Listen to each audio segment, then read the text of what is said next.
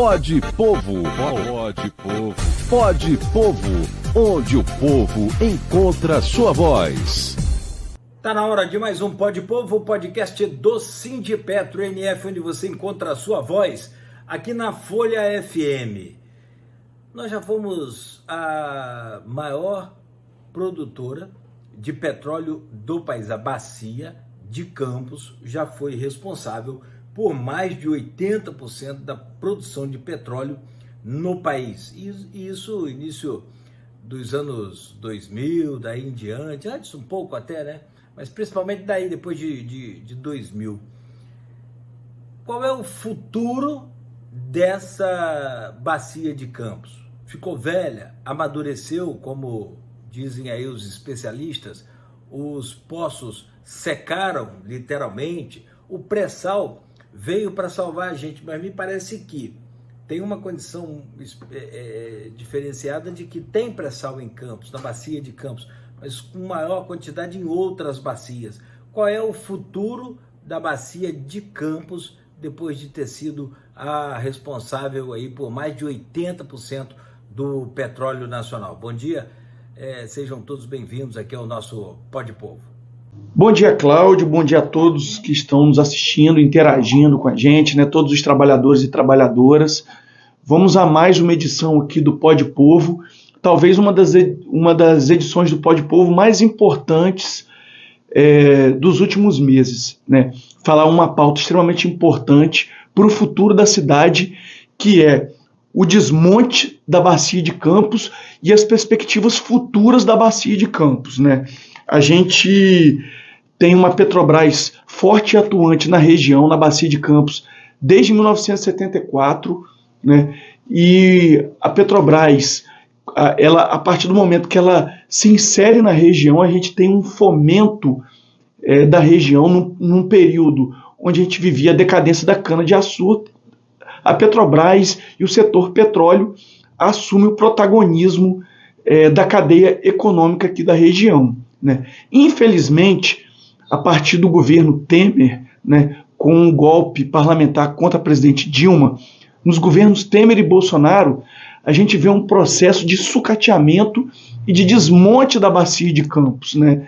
Felizmente, o que nos manteve vivo foi o pré-sal que foi descoberto no governo Lula, né? Eu não sei o que seria da Petrobras e da Bacia de Campos sem a descoberta do pré-sal, mas hoje a gente vive um processo de descomissionamento de várias unidades na Bacia de Campos. Detalhe, esse descomissionamento muitas das vezes feito à revelia, né? A gente tem aí os reservatórios sendo entregue às empresas que vêm adquirindo esses campos. Agora, é um processo que a gente precisa estar extremamente atento a eles, né? O setor petróleo, ele é um setor diferenciado, ele demanda de investimento. Vamos dar, por exemplo, aí, né, citar, por exemplo, o que aconteceu com a empresa do Eike Batista.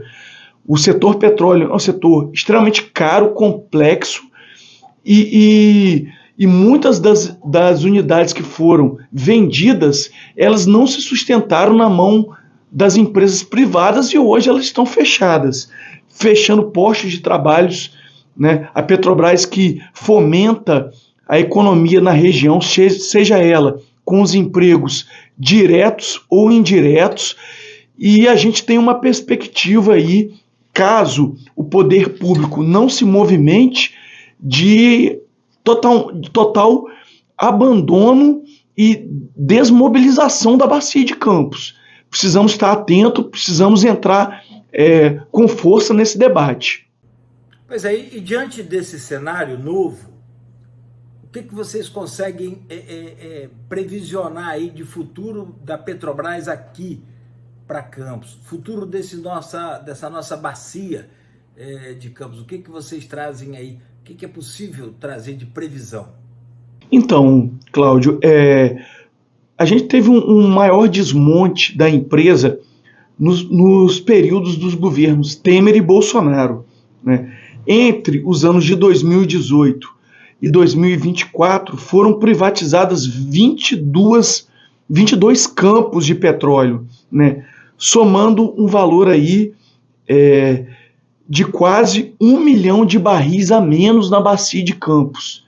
Isso é um dado extremamente grave, terrível, né? E muitas das vezes esses campos eles são entregues e vendidos sem um devido análise do reservatório. A gente tem aí histórico de petróleo nas camadas pré-sal e na camada pós-sal, e muitas das vezes a gente pode estar entregando esses campos de unidades mais antigas, né, dos chamados campos maduros, mas sem um devido estudo dos reservatórios desses campos. Então, é algo que toda a sociedade norte-fluminense precisa ficar atento. A gente vê nos últimos anos um aumento do processo de afretamento, né? O que é o afretamento? É quando você traz unidades não próprias da Petrobras para ocupar aqueles campos, né? E a gente tem ressalvas importantes com relação a esse processo. A mão de obra, ela muitas das vezes ela é gringa, ela não é nacional. Essas unidades trabalham com o POB, com a quantidade de trabalhadores e trabalhadoras nessas unidades extremamente enxutas, né? Porque essas unidades elas são unidades que fazem a produção durante um período e elas vão depois para outro campo, né? Não são unidades fixas.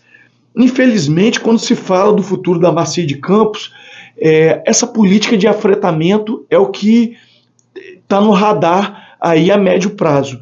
E o Sindipetro-NF ele vem denunciando esse processo ao longo dos anos.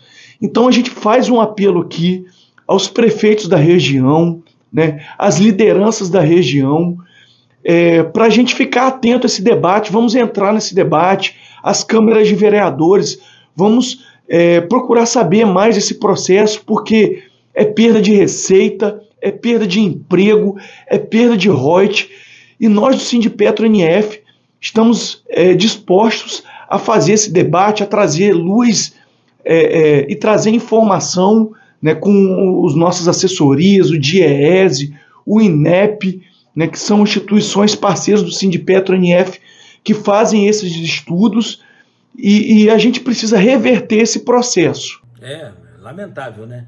Se as operadoras privadas, se o mercado financeiro, eles estão fazendo a parte deles, com essa ganância que a gente sabe que tem, se eles estão cumprindo essa parte deles, nós, população, temos que fazer a nossa. E aí não é só Campos, não é só o norte fluminense, é Lagos, Noroeste, os municípios que estão envolvidos nessa situação. Defender a Petrobras é uma questão de sobrevivência da nossa região. Valeu aí o Sindipetro, vou guardar esse arquivo aqui do Pode Povo. Aliás, vai ficar guardado aí, né, para depois ninguém reclamar. Vamos correr atrás do que nos pertence, do que é nosso, né, para a gente continuar sobrevivendo.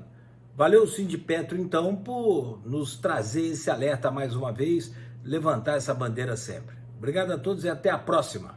Então, Cláudio, um bom dia a todos que nos ouviram, que nos prestigiaram, mas fica esse alerta, né? Nós precisamos ficar atentos, mobilizados e unir todas as forças locais da sociedade civil, as forças políticas da região, né? Precisamos estar juntos, mobilizados e unidos. Então fica aqui um apelo às prefeituras do Norte e Noroeste Fluminense para se mobilizarem por essa pauta, que é uma pauta que traz recursos imediatos e empregos imediatos aqui para a região. Precisamos entrar nessa luta. Um bom dia a todos, vamos ficar atentos e fiquem com Deus e vamos à luta, que essa pauta é importantíssima para a sobrevivência dos municípios da região. Pode Povo, pode Povo, pode Povo, onde o povo encontra sua voz.